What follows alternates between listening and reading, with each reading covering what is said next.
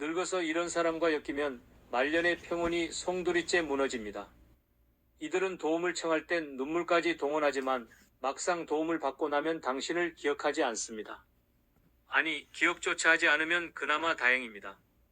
오히려 뒤에서는 당신을 험담하고 더 이상 도움을 주지 않으면 당신이 나쁜 사람이 됩니다. 그런 인간은 감사라는 단어를 입에 올리는 대신 그 정도도 못해줘? 라는 식의 뻔뻔함으로 사람의 속을 뒤집습니다. 이들은 평생 남의 도움을 당연하게 여기며 살아왔습니다.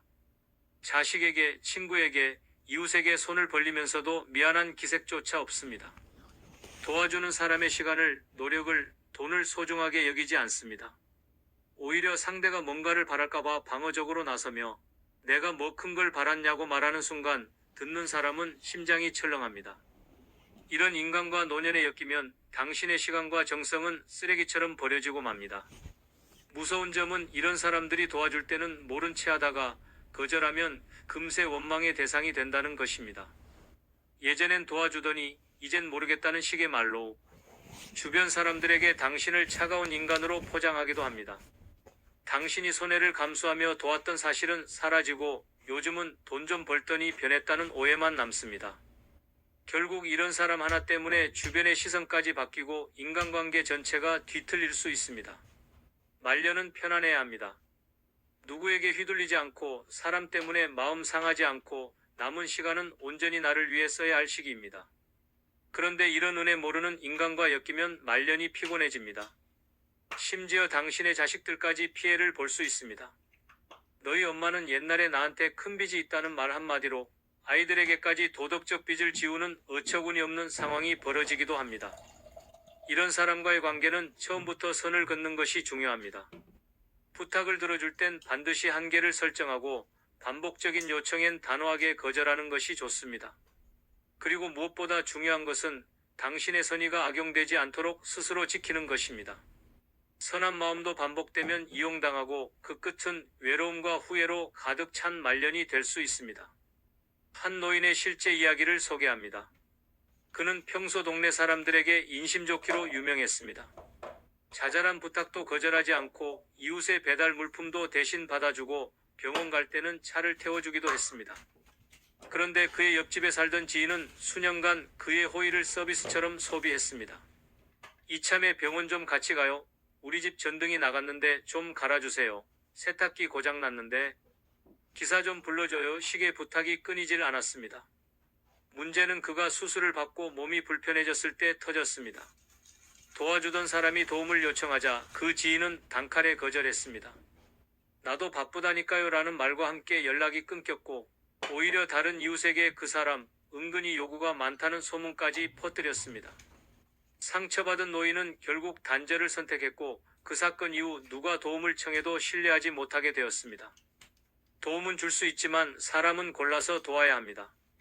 고마움을 모르는 사람에게는 손길이 칼이 되어 돌아옵니다. 노년에는 후회 없는 인간관계가 가장 큰 자산입니다. 은혜를 모르는 인간과는 거리를 두고 따뜻함을 공유할 줄 아는 사람과 남은 시간을 보내는 것이 말년의 지혜입니다. 두 번째는 남의 가족사를 퍼뜨리는 사람입니다. 이보다 더 위험한 인간은 없습니다. 말년을 지옥으로 끌고 가는 입 하나, 바로 남의 집안일을 입에 올리기 좋아하는 사람입니다. 이런 사람은 누구보다 친절한 얼굴로 다가옵니다. 그 집 딸이 이혼했다며 아들이 빚졌다는 소문이 있더라 하며 말을 꺼내지만 그 속엔 관심도 배려도 없습니다. 단지 재미와 우월감으로 남의 사생활을 조각내는 혀를 가졌을 뿐입니다. 문제는 이 말이 어디로 튈지 모른다는 것입니다. 엉뚱한 사람 귀에 들어가면 원래 이야기보다 더 자극적인 거짓으로 변질됩니다. 말 한마디가 가족을 파탄내고 관계를 끊게 만들고 평생 지켜온 체면을 한순간에 무너뜨립니다. 이런 사람은 이야기의 진위를 따지지 않습니다. 오히려 자극적인 내용을 더 좋아하고 그 내용에 살을 붙이는 데 능합니다. 누가 그러더라는 말버릇으로 본인의 책임을 피해가며 정작 본인이 만든 불씨는 온 동네를 불태웁니다. 누군가의 이혼, 실직, 병원 입원, 자식 문제 같은 민감한 이야기를 쉴 새 없이 퍼뜨리면서도 자기는 도리어 그런 일은 남들도 다 아는 줄 알았다며 빠져나갑니다.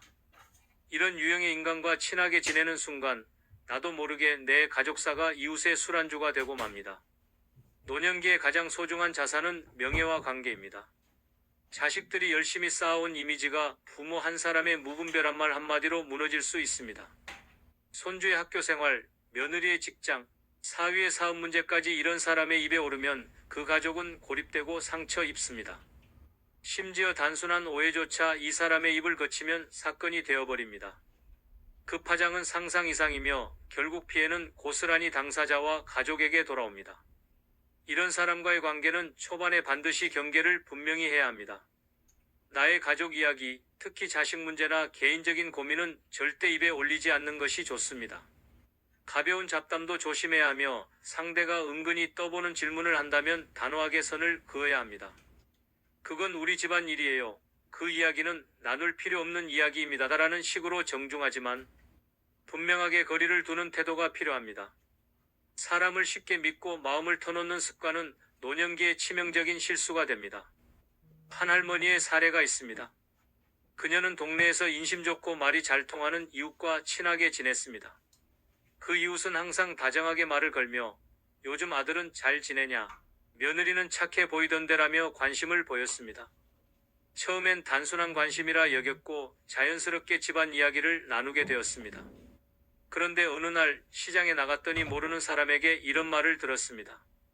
며느리가 요즘 일 나가기 싫어한다면서요? 너무 놀란 할머니는 곧바로 자신이 얘기한 내용이 이웃의 입을 통해 동네에 퍼졌다는 사실을 알게 되었습니다. 그뿐만이 아니었습니다. 아들이 사업 실패 후 잠시 쉬고 있다는 말도 온갖 과장으로 포장되어 아들이 빚더미에 앉았다는 말로 둔갑해 있었습니다.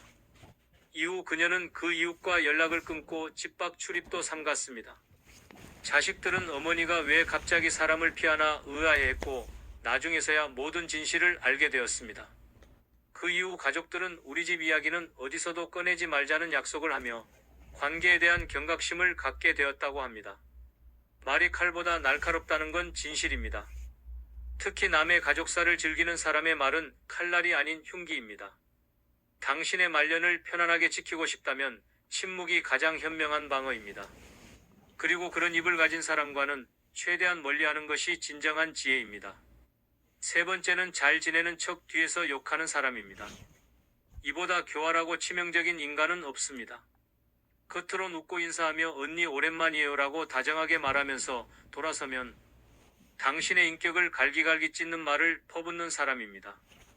이런 사람과 늙어서 엮이면 당신의 명예는 비웃음거리가 되고 평생 쌓아온 인간관계는 순식간에 와해됩니다. 이런 이중적인 사람의 가장 무서운 점은 절대 자기 얼굴에 티를 내지 않는다는 것입니다. 모든 가면은 진심처럼 보이고 모든 칭찬은 뒷담화의 사전포석입니다. 이들은 사람 사이에 틈을 벌리는데 귀재입니다. 당신이 한 사소한 말, 행동, 심지어 옷차림까지도 과장되고 왜곡된 버전으로 재탄생됩니다. 나는 괜찮은데 다른 사람들이 좀 그렇다더라는 말로 책임은 회피하고 당신만 따가운 시선을 받게 만듭니다. 이런 사람은 절대 혼자 욕하지 않습니다. 반드시 주변 사람들과 당신을 함께 논의 대상으로 삼아 은근히 소문을 만들고 분위기를 형성합니다. 결국 당신은 알지도 못한 사이에 이상한 사람이 되어 있습니다. 문제는 이들이 절대 증거를 남기지 않는다는 점입니다. 대놓고 욕하지 않고 언제나 누가 그러더라, 그냥 걱정돼서라는 말로 모든 상황을 회색지대로 남깁니다. 당신이 문제를 제기하면 오히려 내가 언제 그랬냐며 순진한 얼굴로 발뺌합니다. 이때 당신은 피해자가 아닌 민감한 사람, 괜히 예민한 사람으로 몰리게 됩니다. 결국 아무리 진실을 말해도 사람들은 괜히 싸움을 키운 사람으로 당신을 기억하게 됩니다. 늙어서 이런 이중적인 인간과 엮이면 그 파괴력은 상상을 초월합니다. 노년에 가장 필요한 것은 신뢰입니다. 믿고 말할 수 있는 사람이 곁에 있다는 것만으로도 삶은 훨씬 평온해집니다. 하지만 이런 사람과 엮이면 누구도 믿을 수 없게 됩니다. 말을 아끼게 되고 모임에 나가기 싫어지고 결국 사람들 사이에서 점점 멀어집니다. 오해는 쌓이고 당신을 향한 시선은 점점 차가워집니다. 말년을 인간관계의 지옥에서 보내게 되는 것입니다. 아무도 내 말을 믿어주지 않고 아무도 내 편이 되어주지 않는 그 외로움은 실로 참혹합니다. 이런 사람을 구별하는 방법은 간단합니다. 자꾸 남 이야기를 하는 사람, 특히 친한 척하면서 타인의 단점을 은근슬쩍 흘리는 사람은 반드시 조심해야 합니다. 그 사람도 좋은데 좀 이상하지 않아? 같은 말로 공감을 유도하려는 사람은 반드시 거리두기를 해야 합니다. 당신과 함께 있는 시간에 남 이야기를 한다면 분명 다른 사람과 있을 땐 당신 이야기를 할 가능성이 큽니다. 친절과 다정함은 진심이 아닐 수도 있다는 경계심을 항상 가져야 말년을 지킬 수 있습니다. 한 할머니의 이야기를 소개합니다. 그녀는 동네 복지관에서 함께 활동하는 지인과 친하게 지냈습니다. 그 지인은 항상 다정하게 말을 건네고 간식도 나눠주며 언니가 제일 멋져요라는 말로 그녀의 기분을 북돋웠습니다. 그러나 어느 날 우연히 다른 회원에게서 이상한 이야기를 들었습니다. 요즘 할머니가 너무 나대는 것 같다고 누구는 그러더라는 말이었습니다. 처음엔 믿지 않았지만 비슷한 뉘앙스의 말을 3번이나 다른 사람에게서 들으면서 퍼즐이 맞춰졌습니다. 바로 자신이 가장 믿고 의지했던 그 지인이 뒤에서 그런 말을 하고 있었던 것입니다.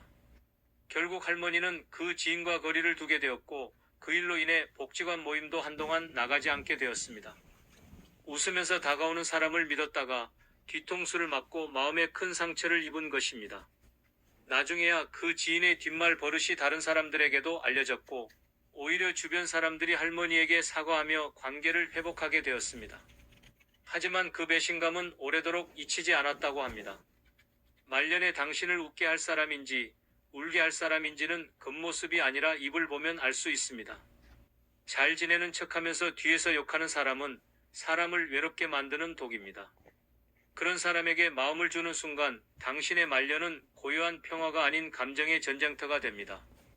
지금이라도 그 관계를 정리하는 것이 당신 스스로를 지키는 첫걸음입니다. 4번째는 절대 먼저 연락하지 않는 사람입니다. 이런 사람과 말년에 엮이면 외로움이 일상이 되고 자존감은 바닥을 칩니다.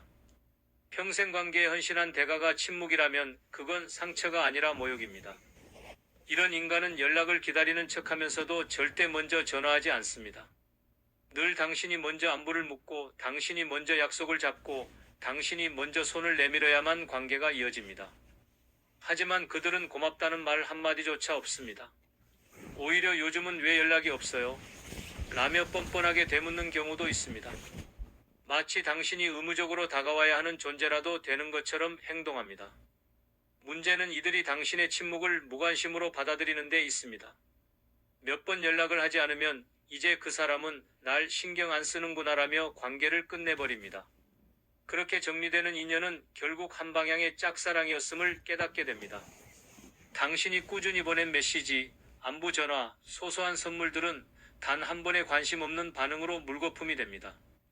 늙어서 이런 사람에게 마음을 주면 외롭고도 비참한 관계에 갇히게 됩니다. 가장 끔찍한 건 이런 인간이 당신의 외로움을 당연하게 여긴다는 사실입니다. 그 사람은 심심하니까 연락하는 거야 라며 당신의 진심을 가볍게 소비합니다. 만나면 웃고 이야기하더라도 그들은 단 한 번도 진심으로 당신을 궁금해하지 않았다는 걸 알게 되었을 때 마음은 산산조각 납니다. 노년은 그 어떤 시기보다 마음이 민감하고 상처에 취약합니다.